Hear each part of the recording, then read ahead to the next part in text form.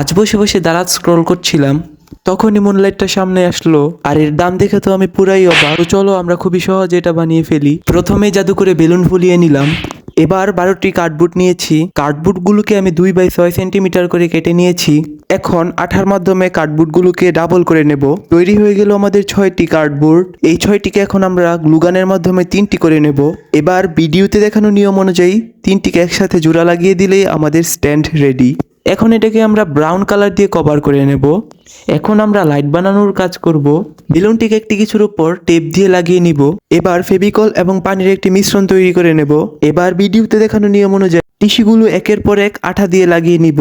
পুরো কাজ শেষ হয়ে গেলে এটাকে আমরা সারা রাতের জন্য রেস্টে দেব। পরদিন সকালে এটা পুরোপুরি শুকিয়ে গিয়েছে। এখন বেলুনটা ফুটিয়ে নিলেই আমাদের মুনলাইট রেডি।